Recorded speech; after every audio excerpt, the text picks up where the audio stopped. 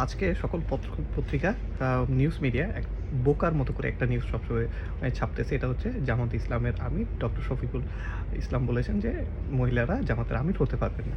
So একটা clear কনসেপ্টকে খোলা করা হচ্ছে খুবই হাস্যকরভাবে।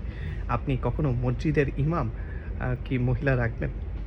জামাত ইসলামের আমির হওয়া বিষয়টা হচ্ছে মসজিদের ইমামের মতো, যেটা আল্লাহ পাক একটা নিয়ম সেট করে দিয়েছেন যে মসজিদে পুরুষরা ইমামতি করবে। এর মানে কি মহিলাদের জন্য নামাজ ফরজ না? সবার জন্য ফরজ। মহিলারা কি ব্যবসা করতে পারবেন না? পারবেন। মহিলারা কি পাওয়ারে থাকবেন না? থাকবেন। মহিলাদের সম্মান কোনো ক্ষুণ্ণ করা হয়নি। মহিলাদের সম্মান যথার্থ আছে। আমি একজন জামাত ইসলামের কর্মী। আমার যতগুলো প্রোগ্রাম হয়, আমরা মহিলাদের কীভাবে সম্মানিত করি। আমি নিজে কাঁধে পরিশ্রম তুলে নিই, কিন্তু সাথে আমাদের বোনদেরকে রাখি, ওনাদেরকে সম্মানিত করার চেষ্টা করি। তো আমার এই প্র্যাকটিসে আপনারা কি কখনো ফিল করেছেন? আমি ব্যক্তিগত কথা বলি, বাকিদের কথা বাদ দিতে, কখনো ফিল করেছেন আমাদের নারী পুরুষের মধ্যে তফাৎটা ছিল এখানে? না। সো বাংলাদেশ জামাত ইসলামীতে সেম, আমাদের নারী সংস্থা আছে। তাদের যাওয়ার আগে তাদের কি করতে হবে এগুলো আমরা করে দিই, কিন্তু তারা থাকবে রানীর মতো।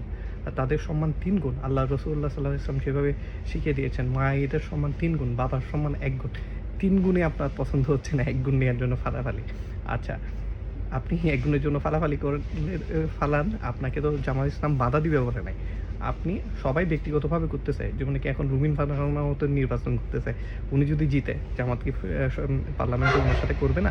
বেগম জিয়ার সাথে কি পার্লামেন্টে ছিল? ছিল। কারো স্বাধীনতায় জামাত ইসলাম কারো স্বাধীনতায় জামাত ইসলাম হস্তক্ষেপ করে না। যার যার স্বাধীনতা তার। কিন্তু জামাতের নিয়মের মধ্যে যেহেতু আমি একজন ইমাম, তাহলে উনি পুরুষ হয় সবসময়। এটা হচ্ছে সিম্পল ইজ দ্যাট। এটাকে কমপ্লিকেটেড করার কিছু নেই। আর মেয়েদেরকে আমির করতে বলা মানে আপনি বাসার একজন তরুণ যুবক আপনার মাকে বাজারে পাঠানোর মতো। আমার মাদেরকে আমরা বাসায় রাখবো, বাজারের থলিটা কাঁধে নিজে নিব। মা যেটা বলে ওই বাজারটাই এনে দিব আমি।